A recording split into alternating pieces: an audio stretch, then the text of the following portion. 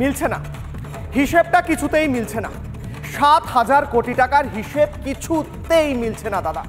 মমতা বন্দ্যোপাধ্যায় আজকে ঘোষণা করে দিলেন যে 7,000 কোটি টাকা তিনি 21শে ফেব্রুয়ারি দেবেন সমস্ত কর্মী যাদের বকেয়া টাকা রয়েছে 100 দিনের প্রকল্পের। কিন্তু কোথা থেকে আসবে এই 7,000 কোটি টাকা, কিছুতেই হিসেবটা মিলছে না। মমতা বন্দ্যোপাধ্যায় যখন একদিকে দেখছেন চাকরি প্রার্থীরা রাস্তায় বসে রয়েছে, যখন ডিএ যারা চাইছেন তারা রাস্তায় বসে রয়েছে 1 বছর ধরে, তাদের টাকা দিতে পারছেন না, রাস্তা তৈরি করতে পারছেন না, এই 7,000 কোটি টাকা কোথা থেকে রাজকোষে এসে গেল হিসেবটা মিলছে না। একটা ছোট্ট প্রতিবেদন দেখব, তারপর ফিরে আসবো এই নিয়ে আলোচনায়, খুঁজবো উত্তর কোথায় রয়েছে এই 7,000 কোটি টাকা। প্রতিবেদন। কেন্দ্রীয় সরকার ভাবছে বাংলাকে ভাতে মারবো। আমি আমার প্রথম পদক্ষেপ আজ বলে যাই, 21 লক্ষ মজদুরকে যাদের টাকা কেন্দ্রীয় সরকার দেয়নি, আগামী 21শে ফেব্রুয়ারি তাদের টাকা তাদের ব্যাংক অ্যাকাউন্টে চলে যাবে, রাজ্য সরকার দেবে। বিশ্বাস রাখবেন, ভরসা রাখবেন। একদিকে কেন্দ্রের বিরুদ্ধে বঞ্চনার গাওনা গেয়ে ধর্ণা দেওয়া, টাকা নেই বলে কুমিরের কান্না। অন্যদিকে ধর্ণা মঞ্চ থেকে রাজ্যের 21 লক্ষ শ্রমিকের বকেয়া মেটানোর আশ্বাস। এতেই উঠছে প্রশ্ন, যে সরকার প্রায় প্রতিদিন কোষাগারে ভাঁড়ে মা ভবানীর কথা বলে, সেই রাজ্যের মুখ্যমন্ত্রী কি করে প্রতিশ্রুতি দেন হাজার হাজার কোটি টাকা বকেয়া মেটানো? তাহলে কি লোকসভা ভোটের আগে চমকের রাজনীতি করছেন মমতা বন্দ্যোপাধ্যায়? এই টাকা উনি যদি দেন, প্রথম কথা হচ্ছে এই টাকা দেওয়ার ওনার টাকা কোথা থেকে আসবে, সব থেকে বড় প্রশ্ন হচ্ছে এটা। ক্যাডারদেরকে পোষণ করার জন্য মাননীয় মুখ্যমন্ত্রী একটা সিস্টেম বের করেছেন, ওই সবাই পাবে না, যারা ওনার পার্টির ক্যাডার তারাই টাকা পাবে অ্যাকাউন্টে। তারপরে যখন আমরা এই হিসেব দিয়ে ইউটিলাইজেশন সার্টিফিকেট দিয়ে কেন্দ্র সরকার যখন আবার টাকা দেবে, তারা ডবল টাকা পাবে। সেই জন্য তো রাজ্য সরকার এত কান্নাকাটি করছে, তো অবস্থান করছে। যান না কোর্টে, যান না, দেখি দম কত, কোর্টে গিয়ে চ্যালেঞ্জ করুন কেন্দ্র সরকারকে। এদিকে কেন্দ্রের বিরুদ্ধে রাজনীতি করতে গিয়ে শ্রমিকদের বকেয়া মেটানোর ঘোষণা করতেই বঞ্চিত চাকরি প্রার্থীদের ক্ষোভের মুখে পড়লেন মুখ্যমন্ত্রী। আপনি রেড রোডে দাঁড়িয়ে বঞ্চনার কথা বলছেন, সেখান থেকে মাতঙ্গিনী হাজরা মূর্তির পাদদেশে 100 মিটার দূরত্ব। আপনি আসুন, বঞ্চনা কাকে বলে আমাদের সঙ্গে কথা বলুন, দেখুন বঞ্চনা কাকে বলে। 2014 সাল থেকে আমরা এখনো পর্যন্ত নিজের যোগ্য চাকরিটা পাইনি, কান্নায় ভেঙে পড়েছে আমাদের চাকরি প্রার্থীরা। সত্যিই তো, এই চাকরি প্রার্থীরা কি মানুষ নন? যে রাজ্য সরকারি কর্মীরা হকের ডিএর দাবিতে আন্দোলন করছেন, তাদের দাবি কি ফালতু?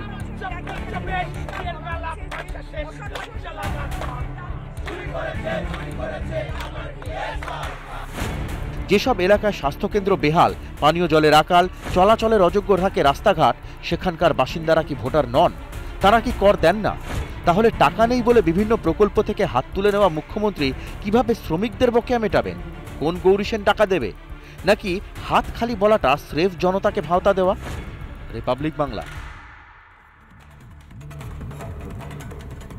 এই বিতর্কে ফিরবো, তবে এই মুহূর্তে সবচেয়ে বড় ব্রেকিং, জবাব চায় বাংলার সবচেয়ে বড় ব্রেকিং। 2024 লোকসভা নির্বাচনের আগে হঠাৎই স্থানীয় সাংসদ দেব, তৃণমূল সাংসদ দেব পরপর 3টি কমিটি থেকে পদত্যাগ করেছেন। এই মুহূর্তে খবর উঠে আসছে সরাসরি। জবাব চায় বাংলার সবচেয়ে বড় ব্রেকিং। ভোটের আগে তৃণমূল ছাড়ার কথা কি ভাবছেন দেব? বিজেপিতে যাওয়ার কি কোনো সম্ভাবনা রয়েছে দেবের, এমনটা প্রশ্ন উঠছে।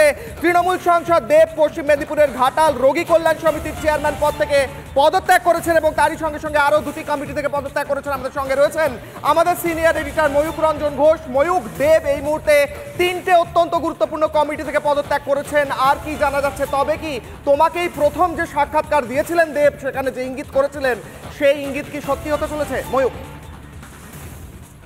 দেখো কিশোর, আমি বারবার যে দেবকে, দীপক অধিকারীকে যে কথা বারবার জিজ্ঞেস করার চেষ্টা করেছি এবং এখনো আমি জিজ্ঞেস করার চেষ্টা করলাম, কিন্তু দীপক অধিকারী তিনি বললেন নো কমেন্ট, সময় কথা বলবে। অর্থাৎ দীপক অধিকারী যিনি রিপাবলিক বাংলাকে একাধিকবার সাক্ষাৎকার দিয়েছেন, রিপাবলিক বাংলার যে ইন্টিগ্রেটেড স্টুডিও, সেই স্টুডিও লঞ্চের দিন তিনি দীর্ঘ একটি সাক্ষাৎকার দিয়েছেন, তিনি হঠাৎ করে চুপ করে গেছেন, চুপ মেরে গেলেন। কেন, সেটার কারণ বোঝা যাচ্ছে না, কিন্তু এটা বোঝা যাচ্ছে যে রাজনীতি হয় ছাড়তে চলেছেন দেব বা দলবদল করতে চলেছেন দেব। এই দুটো প্রসঙ্গ সামনে আসছে। রাজনীতি কি তাহলে ছাড়তে চলেছেন? তৃণমূল কি তাহলে ছাড়তে চলেছে, না দলবদল করতে চলেছেন? একেবারে স্পষ্টভাবে চোখে চোখ রেখে দেবকে যদি এই প্রশ্ন করা হয়, দেব যদি দলবদল করে বিজেপিতে যাওয়ার সম্ভাবনা কি তৈরি হচ্ছে দেবের? ঘাসফুল থেকে পদ্মফুলে যেতে পারেন দেব? তৃণমূল থেকে দূরত্ব এর আগে তিনি বাড়িয়েছিলেন এবং তার যে সিনেমাগুলো দেখা যাচ্ছিল দুর্নীতির বিরুদ্ধে তিনি সিনেমা করছেন, প্রধানে যেভাবে দুর্নীতির বিরুদ্ধে সিনেমা করেছেন, পুলিশের ভূমিকা নিয়ে প্রশ্ন তুলে সিনেমা করেছেন এবং পরবর্তী সিনেমাও যেভাবে আসছে যেখানে কয়লা কেলেঙ্কারি নিয়ে, কয়লা খাদান কেলেঙ্কারি নিয়ে যেভাবে তিনি সরব হচ্ছেন, তার পাশাপাশি একটা খুব গুরুত্বপূর্ণ বিষয়ে রিপাবলিক বাংলাতেই তিনি বলেছিলেন যে চাকরি যারা চুরি করছে দলের মধ্যে থেকেই হোক বা দলের বাইরে থেকেই হোক, তারা একটা গোটা জেনারেশনকে অশিক্ষিত করে রাখছে। দেখো তুমি যে তিনটে পদ ছেড়ে দেওয়ার কথা দীপক অধিকারী বললে তার মধ্যে থেকে একটি হলো vice chairman Birsingha development authority. তুমি জানো দেব ঘাটালের সাংসদ এবং আজ দীপক অধিকারী ডিস্ট্রিক্ট ম্যাজিস্ট্রেট পশ্চিম মেদিনীপুরকে চিঠি দিয়েছেন, তিনটে চিঠি দিয়েছেন, তার মধ্যে একটি vice chairman of Birsingha development authority সেই পদের সেই ভাইস চেয়ারম্যানের পদের থেকে পদত্যাগ করেছেন। তার কয়েক সেকেন্ডের মধ্যে আরেকটা মেল ঢোকে, আরেকটা পিডিএফ ফাইল ঢোকে ডিস্ট্রিক্ট ম্যাজিস্ট্রেটের টেলিফোনে এবং তার পাশাপাশি মেল আইডিতে, যেখানে দেব প্রেসিডেন্ট ছিলেন ঘাটাল রবীন্দ্র শতবার্ষিকী মহাবিদ্যালয়, সেই কলেজের প্রেসিডেন্ট, সেই প্রেসিডেন্ট পদ থেকেও দীপক অধিকারী তিনি পদত্যাগ করেন এবং শেষ যে মেলটি ঢোকে সেই মেলটি চেয়ারম্যান রোগী কল্যাণ সমিতি ঘাটাল এসডি হাসপাতাল, সাব ডিভিশনাল হাসপাতাল ঘাটাল, সেই ঘাটাল সাব ডিভিশনাল হাসপাতালের রোগী কল্যাণ সমিতির চেয়ারম্যান হিসেবে স্থানীয় সাংসদ দীপক অধিকারী তিনি এতদিন ধরে দায়িত্ব সামলাচ্ছিলেন। এই মুহূর্তে আমাদের সঙ্গে রয়েছেন অভিনেতা এবং বিজেপি নেতা হিরণ চট্টোপাধ্যায়। তুমি সরাসরি তাকে প্রশ্ন করতে পারো। হিরণ রয়েছেন আমাদের সঙ্গে ফোনে।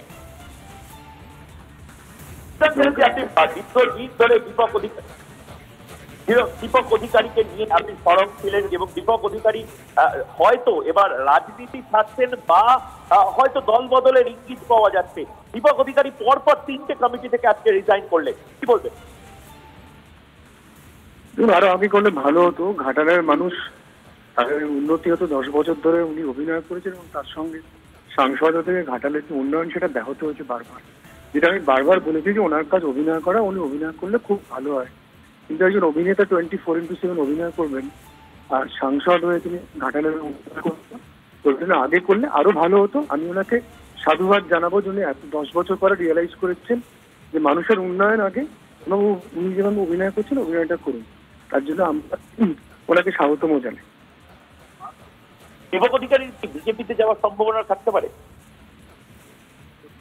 আমি কি করে বলবো বলুন? দীপক অধিকারী যান তাহলে কি আপনার টেনশন বাড়বে? সরি, দেব যদি বিজেপিতে আসেন আপনার টেনশন বাড়বে? না, এইসব সম্ভাবনার কথা দেখুন তো কোনো বলা যায় না। বাট আমার যেটা মনে হচ্ছে বারবার যেটা আমি নিয়ে একটা ব্যাপারে সরব হয়েছি যে অত্যন্ত ভালো অভিনেতা, খুব ভালো অভিনয় করছেন এবং 10 বছর ধরে অনেক ভালো সিনেমা দিয়েছেন বাংলার মানুষকে। অভিনয় করাটা ওরা উচিত এবং অভিনয় করুন, কিন্তু সাংসদ হিসাবে যে কাজটা করার দরকার ছিল সেটা উনি 10 বছর ধরে করতে পারেননি। সেই জন্য ঘাটালের মানুষের আপনারা দেখেছেন কি হাল, তারা বন্যায় ডুবে যায়, তারা একটা রেল স্টেশন পর্যন্ত নেই, কিচ্ছু নেই ঘাটালে। তো উনি যে 10 বছর পরে রিয়েলাইজ করেছেন এবং এই তিনটে জায়গা থেকে উনি রিজাইন করেছেন, তার জন্য ওনাকে আমি স্বাগতম জানাচ্ছি। বারবার সাধুবাদ জানাবো 10 বছর পরে রিয়েলাইজ করার জন্য যে মানুষ অনেক আগে, মানুষের উন্নয়ন অনেক আগে, তারপরে ওনার রাজনীতি। ওকে, অনেক অনেক অনেক ধন্যবাদ। হিরণ চট্টোপাধ্যায় এই মুহূর্তে ছিলেন। হিরণ চট্টোপাধ্যায় বিজেপি বিধায়ক খড়গপুরের এবং তার পাশাপাশি অভিনেতা। এবং দীপক অধিকারী পরবর্তী পদক্ষেপ কি হতে চলেছে? দীপক অধিকারী তৃণমূলের সঙ্গ ছাড়ছেন। 2024-এ দীপক অধিকারী দাঁড়াবেন না কিশলয়, রিপাবলিক বাংলাতেই তিনি বলেছিলেন। এবং তার পাশাপাশি বিজেপিতে কি যাওয়ার সম্ভাবনা থাকছে? বিজেপিতে যদি না যান তবে কি একেবারে সমস্ত রাজনৈতিক সম্পর্ক ত্যাগ করে দীপক অধিকারী পাকাপাকি ভাবে সিনেমাতে ফিরছেন?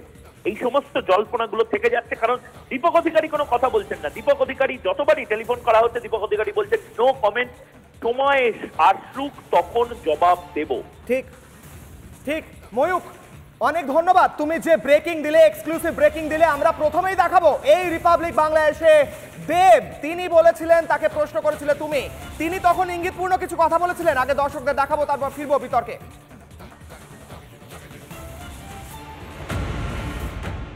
আমরা দীপক অধিকারীকে কোনোদিন মুখ্যমন্ত্রী অ্যাসপিরেন্ট হিসেবে দেখতে পারি? আমার তো মনে হচ্ছে এইটাই আমার লাস্ট টার্ম। আমার মুখ্যমন্ত্রী কোথায়? আমার কোনো কর্মতে, আমার কোনো ব্যবহারে, আমার কোনো শব্দতে আমার দলের যাতে নাম না, আমার পরিবারও তাই তার মধ্যে পড়ে। আমার পরিবার। তোমার বড় অ্যাসপিরেশন কি এখানে নেই? মানে আমরা দীপক অধিকারীকে কোনোদিন মুখ্যমন্ত্রী অ্যাসপিরেন্ট হিসেবে দেখতে পারি? আমার তো মনে হচ্ছে এইটাই আমার লাস্ট টার্ম। আমার মুখ্যমন্ত্রী কোথায়? লাস্ট 9 বছর 10 বছর হতে চললো, নিজেকে জেতানোর জন্য বা দলকে জেতানোর জন্য আমাকে কাউকে ছোট করতে হয়নি। এই জন্যই হয়তো আরেকবার সুযোগ আসছে 2024-এ, দেখা যায়। আরেকটা টেস্ট ম্যাচ। বুঝতে পারছি তুমি কোন দিকে যাচ্ছ ময়ূক। আমরা এখন ব্যোমকেশ দুর্গ রহস্য নিয়েই থাকি। আচ্ছা, তার মানে একটা মানে করিডোর অফ আনসার্টিনিটির মধ্যে তুমি নিজেকে রাখছো। ভয় লাগছে তোমাকে টিকিট দেবে না? না না, টিকিটের কথা তো আসছেই না, কারণ আমার মনে হয় 8 মাস বাকি আছে। আর টিকিট না, আমার মনে হয় কি আমাদের যিনি নেত্রী আছেন সে ডিসাইড করে কাকে দেওয়া হবে কাকে দেওয়া হবে না। আমি এইটুকু বলতে পারি আমার লোভ না আগে ছিল না এখন আছে। একটা রহস্য তৈরি হচ্ছে 2024-এ তুমি হয়তো আর রাজনীতিতে থাকবে না। এবার কি রাজনীতিকে ইতি করে পুরোপুরি ফিল্ম স্টার ব্যোমকেশ বক্সী, ফেলুদা, মিতিন মাসি, ড্যাক্সিট, সেই যে গোটা পৃথিবীটা, ইউনিভার্সটা, সেই ইউনিভার্সে ঢুকে পড়ছো? কেন, আমার জীবনটাকে এত তাড়াতাড়ি ঠিকঠাক ভালো তো আছি। হ্যাঁ, একটু তো চিন্তা ভাবনা ডেফিনেটলি মাথায় চলছে কি আমি পদক্ষেপটা 2024-এ কী করবো, but too early to say. But এইটার জন্য নয় কি আমি আমার দলকে সত্যি ভালোবাসি। আমি দিদি এবং দল মানেই আমার কাছে দিদি, অফকোর্স। কেউ না, অনেক জিনিস হয়, অনেক কিছু হয়, এটার জন্য নয় কি আমি যদি কালকে ছেড়েও দিই, আমি কথার কথা বলছি, এখনও ভাবিনি ছাড়বো কি ছাড়বো না। ইটস নট দ্যাট কি আমার দল আমার সঙ্গে খারাপ করেছে, ইটস জাস্ট দ্যাট কি অ্যাট টাইমস আমি হয়তো একটা 100% পলিটিশিয়ান হলে সেই যে সময়টা দিতে পারতো, হয়তো আমি সেই সময়টা দিতে পারছি না। তোমার কখনো রিগ্রেট হচ্ছে এখন যে তুমি বা মিমি বা নুসরাতেরা টাইম দিতে পারছো না? এটা না, তুমি এটা মেনেই নিয়েছো, কারণ কি তোমার ভোটারদের তো কোনো প্রবলেম নেই, দুবার তুমি জিতেছো। See that's the difference between regret আর সময় নিয়ে দেওয়া। না, সময় দেওয়া, রিগ্রেট হয়তো আমার মনে হয় দর্শক কেন বলছি, এটা তো ভোটার হবে, ভোটারদের এবারে পুরোপুরি না ভোটারদের জন্য। এবারে ভোটাররা যদি না চায়, ঘাটালের মানুষ বা মিমি যাদবপুর থেকে দাঁড়িয়েছে আর নুসরাত বসিরহাট থেকে দাঁড়িয়েছে, নুসরাত কন্ট্রোভার্সিতে হয়েছে গেছে, আমি সেটার মধ্যে কেন ঢুকবো? তুমি প্রশ্ন করেন আমাকে উত্তর দিতে হবে কেন? এবং আমার মনে হয় কি এইটা না পুরোপুরি ডিপেন্ড করছে আমাদের যারা ভোটার্স আছে, যারা ওই অঞ্চলে থাকে, যেই জায়গায় থাকে, যেই গ্রামে থাকে, তারা হয়তো বেশি ভালো বলতে পারবে দেবকে সত্যি চাই কি চাই না। আমার মনে হয় কি আমাদের রাজনীতি এরকমই হওয়া উচিত, জোর করে কারো ঘাড়ে বসে দেওয়া উচিত না। ছিল রুমাল হয়ে গেল বিড়াল। প্রথমে দেখলাম একটি ধর্ণা করে মুখ্যমন্ত্রী বলছেন যে এই রাজ্য বঞ্চিত, তাই জন্য তিনি সেই ধর্ণা করছেন। সেই বঞ্চিতদের জন্য মঞ্চ থেকে মুখ্যমন্ত্রী ঘোষণা করে দিলেন যে 7,000 কোটি টাকা দেবেন 21শে ফেব্রুয়ারি। আবার তখনই ব্রেকিং চলে এলো যে দলের মধ্যেই অনেকে বঞ্চিত রয়েছেন, তাদের মধ্যে একজন হয়তো দীপক অধিকারী অর্থাৎ দেব, এবং তিনি এতটাই বঞ্চিত যে তিনি হঠাৎই ঘোষণা করে দিলেন যে 3টে কমিটি থেকে তিনি পদত্যাগ করবেন। অর্থাৎ কোথাও যেন যেমনটা জানালাম ছিল রুমাল হয়ে গেল বিড়াল, এবং সেই 7,000 কোটি টাকা থেকে সব ফোকাস ঘুরে এখন যেন চলে আসছে দেবের ওপর, যেই দেবের ওপর ভিত্তি করে, পপুলারিটির ওপর ভিত্তি করে অনেকটাই হয়তো ঘাটালে তৃণমূল নিজের সংখ্যা বাড়িয়েছিল বা নিজের ভোটের সংখ্যা বাড়িয়েছিল। আমি প্রথমেই বিতর্কে ফিরবো, আমার সঙ্গে যে গেস্টরা এই মুহূর্তে রয়েছেন আমি তাদের সঙ্গে আলাপ করিয়ে দেবো, তারপর আমরা যে দুটো বিষয় নিয়ে বিতর্ক করবো, এক হলো দেব অধিকারীর এই হঠাৎ পরিবর্তন কেন, আরেক হলো 7,000 কোটি টাকা কোথা থেকে আসবে, কোথা থেকে দেবেন মুখ্যমন্ত্রী। আমার সঙ্গে রয়েছেন রাজস্বী লাহিড়ী, বিজেপি মুখপাত্র, আমার সঙ্গে রয়েছেন রাজু ঘোষ, সমাজকর্মী এবং টিএমসি সমর্থক, তৃণমূল সমর্থক, সৈকত গিরি রয়েছেন, সিপিআই নেতা রয়েছেন, সুমন্ত্র মাইতি রাজনৈতিক বিশ্লেষক, অদিতি কর্মকার আমার সঙ্গে থাকবেন, চাকরি প্রার্থী, এবং অরিত্র দত্ত বণিক থাকবেন অভিনেতা। আমি প্রথমেই আসবো রাজুদা আপনার কাছে। অবশ্যই কি বলবেন, কেমন লাগছে? দেব অধিকারীও মনে হচ্ছে কোনোভাবে বঞ্চিত ফিল করছেন নিজেকে। দেখুন, যারা গরিব মানুষের বিরুদ্ধে, যারা মানুষের ভালো চায় না, তারা সাধারণ মানুষের, গরিব মানুষের পাশে যদি কেউ দাঁড়ায় সেটা দেখে তারা হিংসা করবে। আমি সেটা তো পরের দেবের কথা বলছেন না, দেবের কথা বলছি না। এই যে আপনি যাদেরকে বলেছেন মুখ্যমন্ত্রী, যে না আমার প্রশ্ন এখন আরো বড় ব্রেকিং এসছে, তো দেখলেন তো রাজুদা, একটা বড় ব্রেকিং নিয়ে আমরা এই মুহূর্তে ব্রেক করলাম, ময়ূকদা ব্রেক দিল, সেই ব্রেকিং এর পরিপ্রেক্ষিতে আরো একবার জিজ্ঞেস করছি, প্রশ্ন যদি স্পষ্ট না হয়ে থাকে, দেবও কি বঞ্চিত ফিল করছেন, তাই জন্যই তিনি 3টে কমিটি থেকে পদত্যাগ করলেন? দেব বাবু নিশ্চিন্তে খুব ভালো মানুষ, এখনো পর্যন্ত তার বিরুদ্ধে কেউ অভিযোগ তুলতে পারেনি, কিন্তু সে তার ব্যক্তিগত কারণের জন্য, কি কারণের জন্য দল ছাড়ছে সেটা বিষয় নয়, সে কেউ ছাড়তে পারে। তবে এই নিয়ে বিজেপির লাফালাফি করার কিছু নেই, কারণ মমতা নাম নিয়ে একটা তালগাছ যদি ওইখানে ঘাটা লেগে দাঁড়ায়, তালগাছটাও জিতে যাবে। অর্থাৎ দেব দাঁড়াক বা রহিম দাঁড়াক বা তারক দাঁড়াক, যেই দাঁড়াক সে জিতবে। তার মানে রাজুবাবু বলছেন যে তালগাছ হোক বা দেব, এক মিনিট, আপনি বলছেন তালগাছ হোক বা দেব দুটোর ক্ষেত্রেই জিতবে, কারণ দেবের নিজস্ব কোনো ক্যারিজমা নেই, তাই জন্যই কি দেব ছেড়ে যাচ্ছেন আপনাদের এই মনোভাবের জন্য? ঘর থেকে যখন কেউ বেরোয় তখন বিঘ্ন নাশের জন্য মা বোনরা দুর্গা নাম নেয়, আর যদি ভোটে জিততে হয় পশ্চিমবাংলায় মমতা নাম নিয়ে যেখানে দাঁড়াবে, যে কোণে দাঁড়াবে সেখানেই জিতবে। সেও জিতে যাবে, কারণ মমতা হচ্ছে উন্নয়নের আরেক নাম, উন্নয়নের আরেক নাম হলো মমতা। ৭৭টা আসনে সেখানে মমতার নাম নেই, তো মমতা বন্দ্যোপাধ্যায়ের নাম নেই, 200 থেকে 77 নেমে এসেছে। 200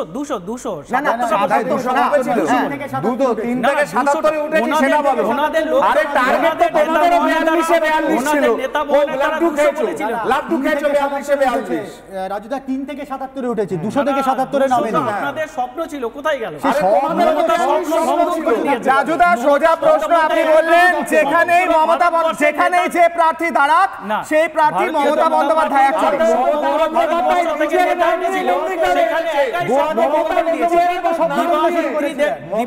নিজের নাম নিয়ে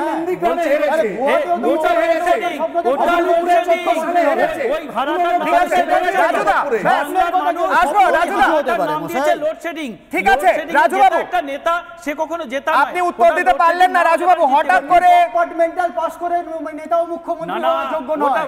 এটাও যে মুখ্যমন্ত্রী হেরে গেছে সেই মুখ্যমন্ত্রী হওয়ার যোগ্য নয়। সমন্বয় ছিল মন্ত্রী, বিদ্যুতের মন্ত্রী, যত গাছে বাজে কথা ঠিক আছে রাজুবাবু, ব্যাস রাজুবাবু, আচ্ছা এক মিনিট আসবো আমি রাজস্বীদার কাছে জিজ্ঞেস করি। রাজস্বীবাবু এক মিনিট, রাজু এক মিনিট হলো, আপনি উত্তর দিলেন, 6 মিনিট ছিলাম, ঠিক আছে দাদা আসি। রাজস্বীদা, এই মুহূর্তে বড় ব্রেকিং, একদিকে আমাদের যে আলোচনার বিষয় ছিল, মমতা বন্দ্যোপাধ্যায় বলছেন কোথা থেকে তিনি 7,000 কোটি টাকা পেয়েছেন সেই নিয়ে আমাদের প্রশ্ন রয়েছে, কারণ এতদিন সেই টাকাটা ছিল না। চাকরি প্রার্থীরা রাস্তায় বসেছিলেন, যারা ডিএ চাইছেন তারাও রাস্তায় বসেছিলেন, হঠাৎ করে শেষ মুহূর্তে ভোটের আগে তার হাতে 7,000 কোটি টাকা এসে গেল, কিন্তু বঞ্চনা কোথাও যেন দলের ভিতরেই, তাই কোথাও বড় যে ফেস সেগুলো আস্তে আস্তে ছেড়ে যাচ্ছে বলে মনে হচ্ছে নাকি? দেখুন, নুসরাত, মিমি এরা কেউ টিকিট পাবে না সামনের বার, খুব স্বাভাবিক ব্যাপার, কেননা তৃণমূলে এদেরকে দেখতে পাওয়া যায় না।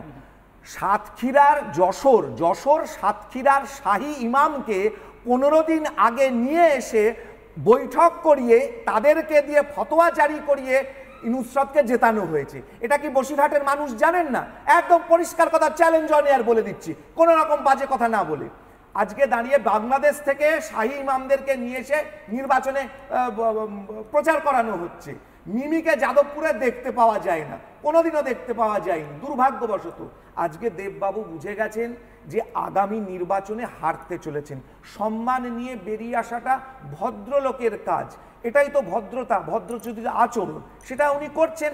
উনি জানেন যে এবারে জিততে পারবেন না, এবারে দাঁড়িয়ে তৃণমূল কংগ্রেস সিঙ্গেল ডিজিটে নেমে আসবে, এই নিয়ে কোনো সন্দেহ নেই, কোনো সংশয় নেই। রাজস্বী, আমি এই প্রশ্নটা করব, সুমন্তদার কাছে করব, একটা প্রশ্ন করব, দেব বিজেপিতে এলে কি সুবিধা হবে? আমি একটা লাইন শুধু বলে দিই, এই তৃণমূল কংগ্রেস এবং দেব এরা প্রত্যেকে কি কথা বলতো?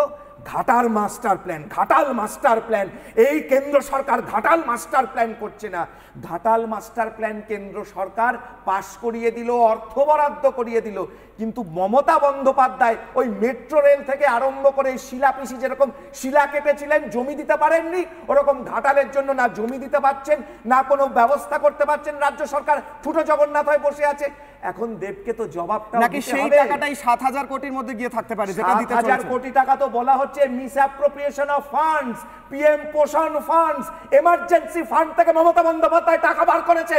আজকে প্রত্যেকটা বরাদ্দ থেকে কেন্দ্র সরকারের টাকা থেকে টাকা চুরি করে কাজ করছে। আবার ধরা পড়বে, আবার মুখে থাপ্পড় পড়বে রাজ্য সরকারের। এগুলো নিশ্চয়ই শুভেন্দুবাবু বলেছে। আরে শুভেন্দু বলবে কেন? পরিষ্কার কথা, তুমি টাকা কোথা থেকে এনেছো বলো? কারণ বাবার টাকা নয় এগুলো, কোথা থেকে? না, মমতা বন্দ্যোপাধ্যায় ওই বাইটেই বলেছেন মানুষের টাকা, কোন মানুষের টাকা, কোথায় না রাজুদা মমতা বন্দ্যোপাধ্যায় বলেছেন এটা মানুষের টাকা না না মমতা বন্দ্যোপাধ্যায় কিন্তু বলেছেন যেটা মানুষের টাকা অর্থাৎ না রাজু বাবু মমতা বন্দ্যোপাধ্যায় বলেছেন ওই বাইটাই বলেছেন মানুষের টাকা টাকা কোথায় আছে জানেন না মমতার সরকার রাজ্য সরকার না না সরকার কোথায় টাকা পায় বিজেপি নেতা জানেন না একই আবাসন স্বচ্ছ ভারতের পায়খানা এটা পায়খানা চট্টি আচ্ছা ঘাটাল মাস্টার প্ল্যান অ্যাপ্রুভ হলো টিএমসি জমি দিতে পারছে না এটার কোনো উত্তর আছে রাজু বাবু 30 সেকেন্ড কোনো উত্তর আছে কি লজিক্যাল উত্তর বলছি কোনো এইসব ঢপের কথা বলে মানুষকে বিভ্রান্ত করা এগুলো ভারতীয় জনতা পার্টি পারে এগুলো অন্য কেউ পারে না এগুলো যারা দেখুন এই রাজ্যের মানুষ ঘাটাল কেন ঘাটাল শিয়াখাল যেখানে বলবেন প্রত্যেকটা জায়গায় ডেভেলপমেন্ট হয়েছে মমতা বন্দ্যোপাধ্যায়ের উন্নয়ন আছে তাই বারবার প্রত্যেকটা ইলেকশনে এরা জবাব পায় এরা দিশা পাগল রাজুদা আচ্ছা ঠিক আছে আসতেই হবে সুমন্ত্র দা কি মনে হয় বিজেপিতে কোথাও রাজনৈতিক বিশ্লেষকরা বলছেন যে বিজেপিতে দেব জয়েন করতে পারেন এমনটাও না না না এক মিনিট রাজুদা প্রশ্ন আপনি প্রশ্ন করবেন হিরণ চ্যাটার্জি তো আপনি কি প্রশ্ন করবেন এখানে বসবেন হিরণ চ্যাটার্জিকে দেখা যাচ্ছে আপনি এখানে বসবেন পরে রেশন কার্ড নিয়ে ঘুরে বেড়াতে তাই জন্য আগে আসুন আমি জয়েন করব রাজুদা প্রশ্ন তো আমি করছি আমি সুমন্ত্র দাকে প্রশ্ন করছি অডিও ডাউন করতে হবে আমি একটা প্রশ্ন করছি রাজু বাবু প্রশ্ন করতে দিন আপনার প্রশ্ন করতে হলে আপনি ওখানে বসতে পারেন আমি ওখানে গিয়ে বসছি সুমন্ত্র দা যেটা জিজ্ঞেস করার বিজেপিতে যদি দেব আসে এই মুহূর্তে এই যা রাজনৈতিক ইতিহাস দেবের রয়েছে এবং যেভাবে তিনি তৃণমূলে ছিলেন এবং বারবার তৃণমূলে থেকেও কোথাও বারবার দুর্নীতির বিরুদ্ধে কথা বলেছেন এই রিপাবলিকে এসে বলেছেন এবং ময়ূক রঞ্জন ঘোষ আমাদের সিনিয়র এডিটর বারবার তার সাক্ষাৎকারও নিয়েছেন আপনি কি বলবেন কোথাও বিজেপির কি সুবিধা হবে কোথাও কি একটা আশা বিজেপির রয়েছে যে দেব জয়েন করলে একটা সিট বাড়তে পারে দেখুন রাজনীতি তো অনিশ্চয়তার খেলা এবং আরও বিজেপিতে দেব আসবেন কি আসবে না সেটার বলার ব্যাপারে আমি কেউ নই কিন্তু আমার আসলে কি সুবিধা হবে সেটা বলছি আমার মতে মনে হয় যদি দেব আসেন বিজেপিতে তাহলে সেটা অত্যন্ত একটা ভালো দিক হবে অন্তত বিজেপির সাংগঠনিক পথে রাজুদা ফিনিশ করতে দিন তারপরে হাসবে কারণ এতগুলো নেতার মধ্যে আমি রাজনৈতিক কচকচানিতে যাচ্ছি না ঘাটাল মাস্টার প্ল্যান যেটা রাজস্বী বললেন সেটা অবশ্যই একটা পয়েন্ট তিনি সোচ্চার হয়েছিলেন মমতা বন্দ্যোপাধ্যায় তারপরে সেটা করেননি দ্যাট ইজ ওকে আমি সেটাও যাচ্ছি না কিন্তু এই রাজনীতিতে সৌজন্যের রাজনীতি যদি এই মুহূর্তে কোনো বাংলার ব্র্যান্ড অ্যাম্বাসেডার হয়ে থাকেন তাহলে সেটা হচ্ছে দেব আমি এটা দায়িত্ব নিয়ে বলছি কোনোভাবে আমি ওনাকে খুব নিয়মিত ফলো করি আপাদমস্তক ভদ্রলোক যদি রাজনীতিতে আসতে চায় এবং আপাদমস্তক ভদ্রলোক যদি বিজেপিতে একজন আসেন দেবের মতো তাহলে সেটা আমার ব্যক্তিগত মত হচ্ছে সেটা বিজেপির পক্ষে ভালো হবে ভোটে দাঁড়াবেন কি দাঁড়াবেন না ভোটে জিতবেন কি জিতবেন না সেটা আলাদা কথা সেটার অনেক ইকুয়েশন থাকে কিন্তু দেব গত 2-3 বছর ধরে বা আরও 3-4 বছর ধরে বাংলা সিনেমার জন্য তার যে চিন্তা ভাবনা তাছাড়াও রাজনীতিতে থেকেও রাজনীতি এবং শিল্পের দুটো আলাদা আলাদা কম্পার্টমেন্টে দেব যেরকমভাবে কথা বলেন যেভাবে দেবের একটা পরিচয় তৈরি করেছেন তাতে আমার মতে আমি এতদিন পর্যন্ত দেব তৃণমূলে থাকলেও আমি দেবকে দেব হিসেবে দেখেছি তাহলে বলে তিনি বিজেপিতে আসলেও আমি বলবো যে বিজেপির পক্ষে এটা একটা ভালো হবে এটা আমার ব্যক্তিগত মত আমি জানি না রাজনৈতিকরা কি রাজুদা বলছেন লোক নেই বলে আপনারা চাইছেন না বাটি নিয়ে ঘুরে বেড়াচ্ছে শুধু লোক নাই বাটি ঘুরে বেড়াচ্ছে ভারতীয় জনতা পার্টির লোক নাই শুধু নিউজের কিছু স্টুডিওতে পাওয়া যায় আপনি রিপিট করুন শুনুন না স্টুডিওতে লোক পাওয়া যায় কিন্তু মিটিং মিছিলে বাটি নিয়ে ঘুরে বেড়াচ্ছে কখন কেন্দ্রীয় ছাড়বে সেই বর্ষে একটা বাটি নিয়ে বসে আছে রামকে নাম পে দে দো বাবু রামকে নাম পে দে দো বাবু একজন মানুষকে আপনি আঘাত করতে পারেন কিন্তু দেব বাটি নিয়ে ঘুরে বেড়াচ্ছে আপনি পরিষ্কার করে প্রশ্নটা করলাম দেবকে রাজুবাবু বললেন হিংসুটে না না এই মুহূর্তে আমি রাজুদাকে যখন প্রথম প্রশ্নটা করলাম এক মিনিট কে কখন সিপিএম ঠিক সুমন্ত্রদা আমি রাজুদাকে যখন প্রথম প্রশ্ন করলাম যে দেব ছেড়ে যাচ্ছে কি বলবেন তখন তিনি বললেন যে যারা হিংসুটে তারা ছেড়ে যাবে এমনটাই বললাম তো রাজুদা না আমি বলেছি আপনার ওই গরিব মানুষের টাকার বিষয় আমি দেবের বিষয়ে বলিনি গরিব মানুষগুলোকে আচ্ছা আমাকে এবার অরিত্রর কাছে যেতেই হবে ঠিক আছে ওকে বুদ্ধিজীবী থেকে আরম্ভ করে সবাইকে এই দৃষ্টিতে দেখে 7,000 কোটি টাকার বিষয়ে আমি ওই প্রশ্নের উত্তরে বলেছিলাম দেবের বিষয়ে বলিনি দেবের বিষয়ে উত্তর এটা যে ঠিক আছে রাজুদা অডিও ডাউন করতে হবে আমি অরিত্রর কাছে যাব এক মিনিট বাস রাজুদা অডিও ডাউন করতে হবে অরিত্রর কাছে আমায় যেতেই হবে এবং আমার সঙ্গে রয়েছেন চাকরি প্রার্থী রয়েছেন তাদের সঙ্গে আমায় যেতে হবে প্রথমেই জানাবো অরিত্র দেবের সঙ্গে অভিনয় করেছেন এবং তারই সঙ্গে সঙ্গে অরিত্র নিজের যে রাজনৈতিক মত পোষণ করেন সেই থেকেও আমি প্রশ্ন করবো আমি আপনার কাছে আসবো অরিত্র দেব তৃণমূলের 3টি কমিটি ছেড়েছেন, ঘাটালের তিনি সাংসদ এবং তৃণমূলের 3টি অত্যন্ত গুরুত্বপূর্ণ কমিটি ঘাটালে তিনি ছেড়ে দিয়েছেন। কোথাও যেন মনে হচ্ছে তিনি তৃণমূলটাও ছাড়তে পারেন। কি মনে হচ্ছে, কেন হঠাৎ তার এই ডিসিশন? আপনি তো অভিনয় করেছেন, আপনি তো চেনেন পার্সোনালি সম্ভবত। নিশ্চয়ই, আমি ওনাকে যতটুকু ব্যক্তিগতভাবে চিনি, উনি যদি এই চোটছাচরদের দল থেকে বেরোতে পারেন, এটা মানুষ হিসেবে এবং ওনার কেরিয়ারে একটা গুরুত্বপূর্ণ প্রভাব থাকবে। কারণ তৃণমূল কংগ্রেসের একমাত্র আইডেন্টিটি হয়ে গেছে এখন দুর্নীতি। এখানে আমাদের বক্তা রাজু ঘোষ একটা গুরুত্বপূর্ণ কথা বললেন যে ওখানে দেব দারাক আর যেই দারাক তালগাছকে দাঁড় করিয়ে দিলেও মমতা ব্যানার্জির নামেই নাকি সমস্ত কিছু হয়। তাহলে একটা দল যে নিজের ক্যান্ডিডেটকেই সম্মান করতে পারে না, তো সেই ক্যান্ডিডেট সেখানে থাকবেন কেন? কোনো সুস্থ স্বাভাবিক মানুষ যাদের মধ্যে সামান্য সচেতনতা আছে নাগরিক হিসেবে, তারা তৃণমূল কংগ্রেসের সাথে থাকবেন না এবং থাকছেন না। এবং আমার অত্যন্ত ভালো লাগছে যে দেব পরে হলেও বেটার লেট দ্যান নেভার, তিনি যে বুঝতে দেব হয়তো দেখছেন এই মুহূর্তে, হয়তো জানতে জবাব চায় বাংলা দেখছেন, রিপাবলিক বাংলা দেখছেন, এবং জবাব চায় বাংলা যদি দেখেন, দেব আপনাকে আমাদের অনুরোধ, এখানে যারা রয়েছেন বিতর্কে রয়েছেন তাদের তরফ থেকে, এবং আমিও অনুরোধ করছি আপনি অবশ্যই আমাদের যদি জানান যে কি আপনার পরবর্তী স্টেপ, কি রহস্য রয়েছে আপনার এই মুহূর্তে যে আপনি স্টেপ নিয়েছেন, সেটা অবশ্যই আমাদের জানান। অরিত্র, এবং মানে সব জায়গাতে যদি একজনের ব্র্যান্ডিং না, দেব পার্সোনালি আপনার কি মনে হয় যে পার্সোনালি তিনি দেখছেন বহু দুর্নীতি এবং তার ফলেই কি আজকে এই ডিসিশন, তা আপনার কি মনে হচ্ছে? অবশ্যই, সেটা তো আমরা দীর্ঘদিন ধরেই দেখতে পেয়েছি যে দলের বিভিন্ন কাজকর্মের সাথে দেবের মতের মিল হয়নি। এটা তিনি একাধিকবার সাক্ষাৎকারে রাজনৈতিক মঞ্চেও তিনি বলেছেন যে হিংসার রাজনীতির তিনি বিরুদ্ধে, তিনি জাতপাতের রাজনীতির বিরুদ্ধে, তিনি মানুষের এই দুর্নীতির বিরুদ্ধে। এগুলো আমার কথা নয়, এগুলো দেব স্বয়ং নিজে বলেছেন, ঠিক মঞ্চে দাঁড়িয়ে বলেছেন। ফলে যেখানে একটা দল নিজের কোনো নীতি আদর্শ নেই, যে সমগ্র গভর্নমেন্টটা চলছে চুরির মাধ্যমে, দুর্নীতির মাধ্যমে, তাহলে কতদিন মানুষ শুধুমাত্র হুমকির বিনিময়ে নিজের পথটা টিকিয়ে রাখবে? সেখানে সে কোনোমতেই থাকতে পারছে না। একদম ঠিক, পিঠ থেকে গেছে বলে তিনি আজকে ঠিক। অরিত্র, আমি আসবো। দেব কিন্তু যে বিষয়গুলো তুমি বললে, দেব সেই বিষয়ে তো কথা বলেইছে। দেব কিন্তু বারবার চাকরি প্রার্থীদের হয়েও কথা বলেছে। আমি অদিতির কাছে আসার আগে একবার শুনবো দেব কি বলেছে রিপাবলিক বাংলায় চাকরি প্রার্থীদের নিয়ে তিনি কি বলেছেন, তারপর আমি আসবো অদিতির কাছে। শুনুন। আমরা প্রতিদিন পুলিশের নিষ্ক্রিয়তা দেখি, আমরা প্রতিদিন মানুষের স্বপ্ন চুরি যাওয়া, চাকরি চুরি যাওয়া, সম্পদ চুরি যাওয়া, সেগুলো দেখি। প্রতিদিন দেখি কিছু মানুষ রাস্তায় বসে আছে, কিছু মানুষ গদিতে বসে রয়েছে। এই সমস্ত কিছু কি দীপক অধিকারী বা প্রধান দেখাবে? প্রতিদিন আমরা অনেক কিছুই দেখি, সেটা সবসময় দেখানো সম্ভব না সিনেমার মধ্যে। তুমি যদি অ্যাপার্ট ফ্রম সিনেমা বলো, সেখানে আমার বক্তব্য আছে, সেখানে আমার মনে হয় কেন যার যোগ্য যেটা পাওয়া সেটাই হওয়া উচিত। যদি শিক্ষকরা যদি ঠিকঠাক যদি না হয়, তো আমাদের দেশটা সারা জীবন অশিক্ষিত থেকে যাবে। যেখান থেকে আমাদের ভিড়, যেখান থেকে আমাদের মানে যে যে তার যোগ্য না, সে ফর এক্সাম্পল হিস্ট্রির টিচার হলে, সে হিস্ট্রি নিয়ে কিছুই জানে না, কিছু টাকা খাইয়ে সেই জায়গায় পৌঁছলো, তাহলে আমাদের দেশটা ভবিষ্যতে অশিক্ষিত থেকে যাবে, সেটা নিয়ে কোনো বিমত নেই। অদিতি, বহুদিন ধরে চাকরির দাবি জানাচ্ছ তোমরা, এবং বহু আমরা লড়াই দেখেছি, অনেকে মাথা মুড়িয়ে ন্যাড়া হয়ে তারা বারবার চাকরি চেয়েছেন। দেবও এক্ষুনি আমরা দেখলাম তিনিও বলছেন যে যারা যোগ্য তাদের চাকরিটা পাওয়া উচিত। আজকে তিনি 3টে কমিটি ছেড়েছেন, কোথাও যেন তৃণমূলও ছাড়তে পারেন এমনটাও শোনা যাচ্ছে, কি বলবে? আমি শুধু এটুকুই বলবো, আমরা প্রায় 7 বছর পর টেট দিয়েছি 2022 সালে। তারপরে সেই বলা হয়েছিল যে 1-1.5 বছরের মধ্যে সমস্ত পুরনো নিয়োগের জটিলতা কেটে গেলে তারপরে নিয়োগ দেওয়া হবে।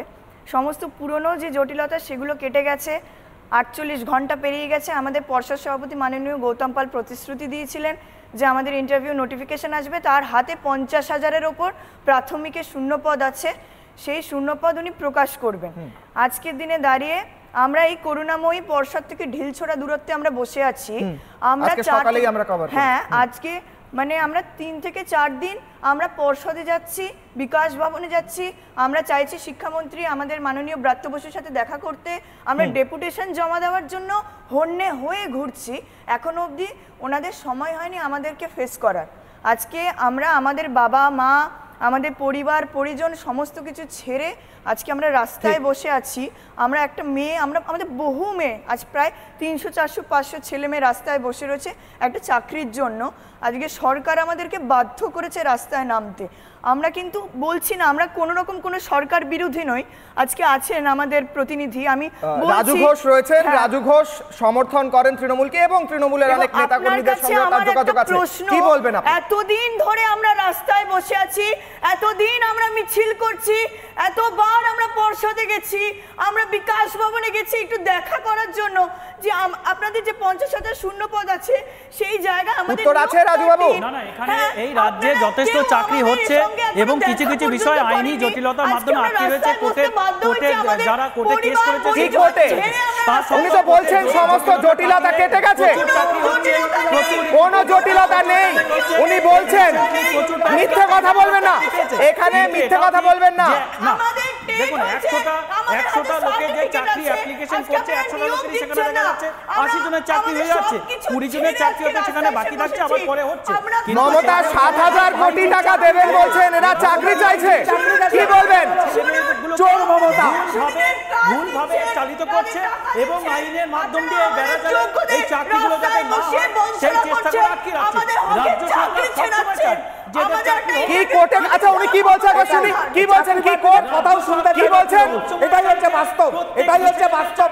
আসলে উনি বলছেন ওরা চায় চাকরি হোক, বলতে দেবে না, তারা চাইছে না, এরা চায় বলতে দেবে না।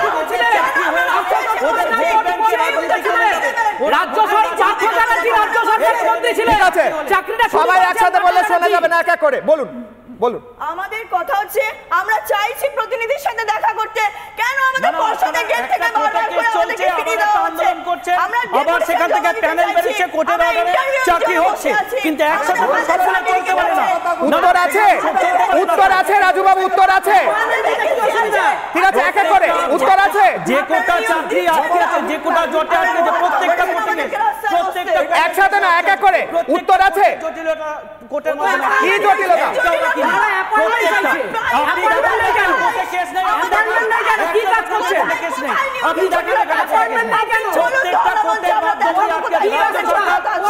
ঠিক আছে ব্যাস।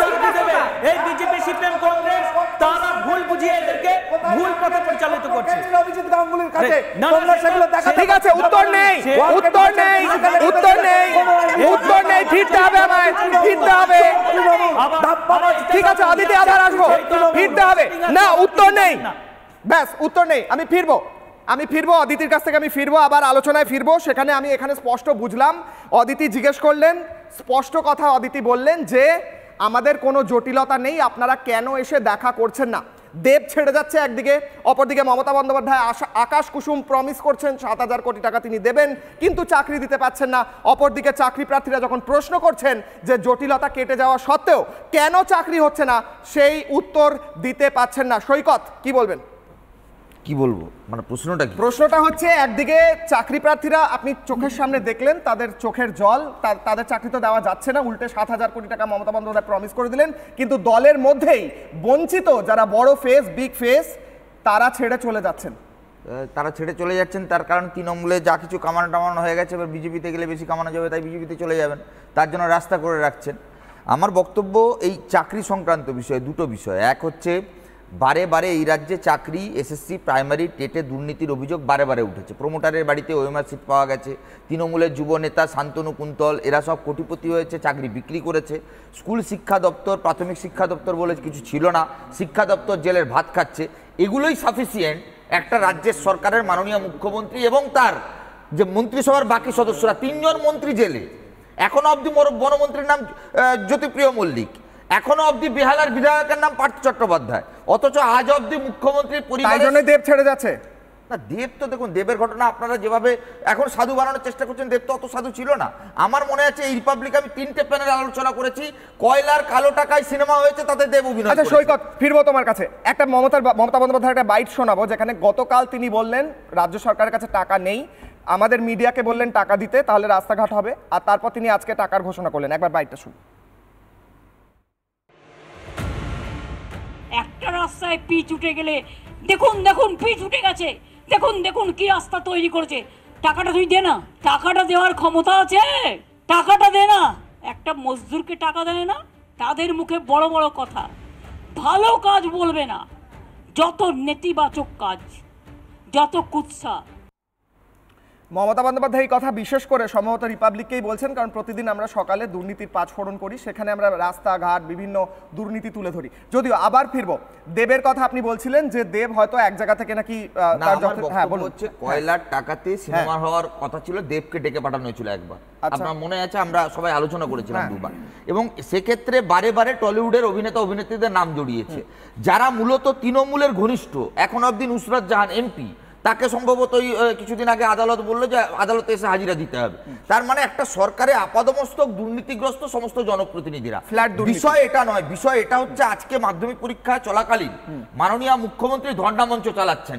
গতকালকে কংগ্রেসের ভারত ন্যায় যাত্রাকে 2.5 ঘন্টা বন্ধ করে দেওয়া হয়েছিল, পারমিশন দেওয়া হয়নি।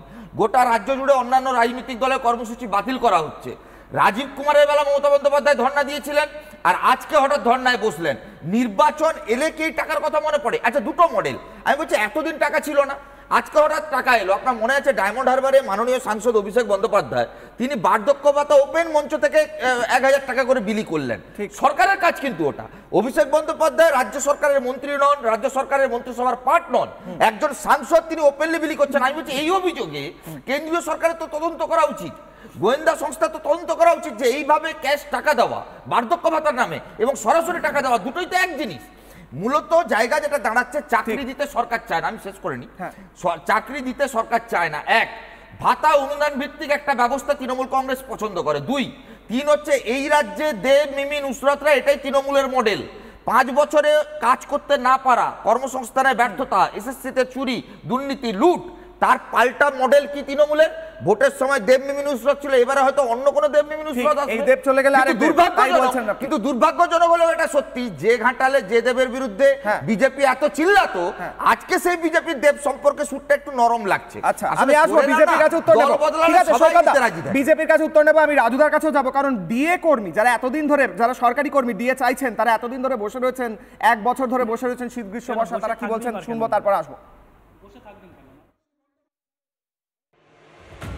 টাকা তো কেন্দ্র সরকার আগেই দিয়ে দিয়েছিল, সে টাকাটা চেপে রেখে ওনারা এতদিন ধরে মানে সুদ খেয়েছেন। টাকা আছে, ওনার সদিচ্ছার অভাব, সেই কারণে আমরা আমাদের অধিকারগুলো পাচ্ছি না।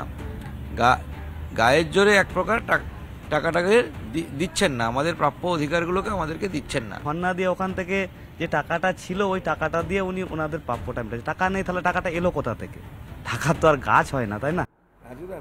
রাজুদা, আপনার কাছে আসবো, কিন্তু আই এম শিওর আপনার কাছে কোনো উত্তর নেই। অনেক কিছু লিখছিলেন আপনি। না না, আমি কিছুই লিখিনি, দেখুন ফাঁকা সাদা কাগজ, সাদা খাতা জমা দেন। আমি বলছি যে এই যে ডিএ কর্মী যারা আন্দোলন করছে, তাদের অধিকারই নেই আন্দোলন করার।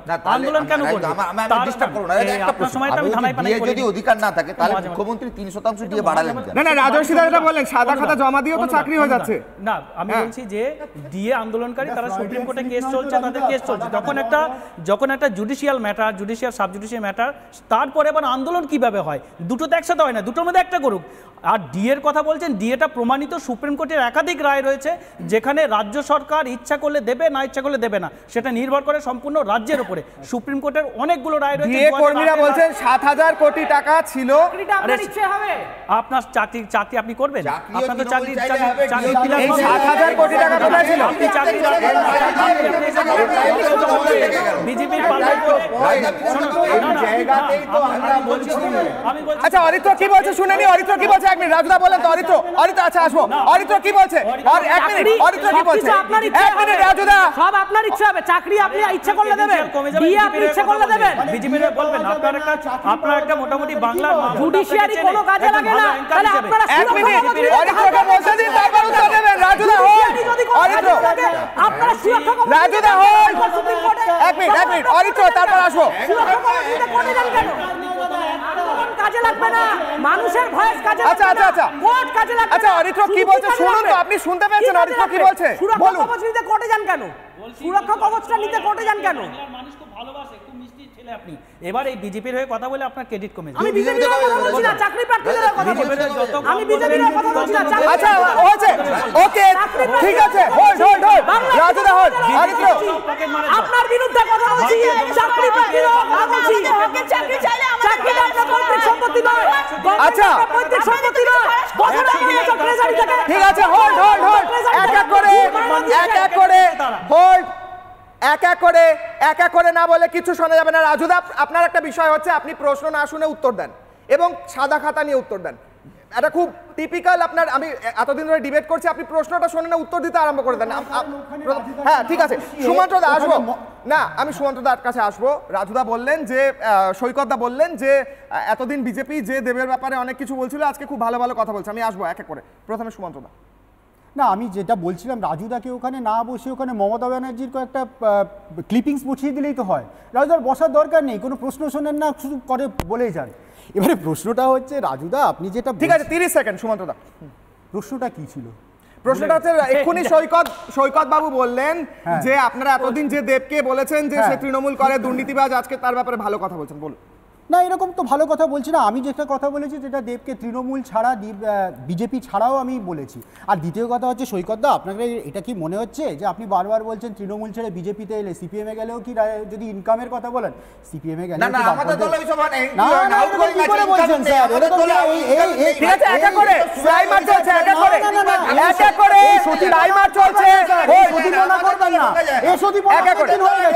চৌত্রিশ বছর সারাক্ষণ আমার টার্গেট রাজুদা থাকবে না, আপনারা 34 বছর। ঠিক আছে, রাজস্বিদা 30 সেকেন্ড হোল্ড, রাজস্বিদা 30 সেকেন্ড, একই প্রশ্ন হোল্ড। দেব যদি আজকে দেখেন রিপাবলিক বাংলা, আজকে যদি জবাব চায় বাংলা দেখছেন, কি বলবেন আজকে রাজস্বিদা? প্রথম কথা, সৈকতদার একটাই জবাবে আমার মনে পড়ে গেল ইন্দিরা গান্ধীর সময় দেওয়া স্লোগান, দিল্লি থেকে এলো গাই, সঙ্গে বাছুর সিপিআই। তো সেই একই স্লোগানটা উনি আজকে মনে করিয়ে দিলেন। জনতা দল পশ্চিমবঙ্গে উঠে যাওয়ার পর তারপরে সেগুলো কতটা সিপিএমের মধ্যে কারা কারা গেছিল, এবং খুব রিসেন্টলি কংগ্রেসের ভার্টিক্যাল লিডাররা কি করে কেরালাতে সিপিএমের মধ্যে চলে গেল আমার জানা নেই। যাই হোক, সেটা বাদ দিন। 83 সালের চাকরি, এতগুলো চাকরি প্রাপ্তের লিস্ট, তারা টেলিভিশন পর্দায় আমরা দেখলাম 2023-এ এসে চাকরি পেল। আমি জানি না বামফ্রন্টের এখানে কোনো দুর্নীতি নেই, এখানে শেষ করতে হবে। শুধু একটা কথা এখান থেকে দাঁড়িয়ে বলে দিই, অনন্ত সিংহের কথাটাও হয়তো ওনারা বলে গেছেন, যারা ব্যাংক ডাকাতির অভিযোগে গ্রেপ্তার হয়েছিল, তিনি কমিউনিস্ট পার্টির নেতা ছিলেন। ঠিক আছে, শেষ করতে হবে, শেষ করতে হবে, শেষ করতে হবে, শেষ করতে হবে, সময় শেষ। যে কথা বলে শেষ করবে, হোল্ড হোল্ড, যে কথা বলে শেষ করব। আজকে প্রথম যেভাবে আলোচনা শুরু করলাম, যে কথা বলে আলোচনা শুরু করলাম, সেই আলোচনায় উঠে এলো যে মমতা বন্দ্যোপাধ্যায় হঠাৎ করেই 7,000 কোটি টাকা তিনি ঘোষণা করলেন। তারপর হঠাৎ করে ব্রেকিং নিউজ এলো যে বঞ্চিত দলের মধ্যেই রয়েছে আসলে দেব অধিকারী, দীপক অধিকারী। তিনি হঠাৎ বললেন যে তিনি 3টে কমিটি থেকে ছেড়ে চলে যাচ্ছেন এবং দলও ছাড়তে পারেন, এমনটাও কথা উঠে এলো। প্রশ্ন উঠছে, মানুষ যারা প্রকৃতপক্ষে বঞ্চিত, যারা চাকরি প্রার্থী, যারা ডিএ আন্দোলনকারী, তারা যখন রাস্তায় বসে আছেন, কোথা থেকে মমতা বন্দ্যোপাধ্যায় এত টাকা পাচ্ছেন হঠাৎ করে 7,000 কোটি টাকা? সেই প্রশ্নের যেমন উত্তর নেই, তেমনি দেব তিনি কি এবার তৃণমূল ছেড়ে বিজেপিতে যাবেন, নাকি তার অন্য কোনো পরিকল্পনা আছে, যেমনটা আপনি রিপাবলিক বাংলায় বারবার ইঙ্গিত দিয়েছেন? সেই সমস্ত প্রশ্ন রেখে আজকের বিতর্ক এখানেই শেষ করতে হচ্ছে। ফিরে আসছি একটা ছোট্ট বিরতি।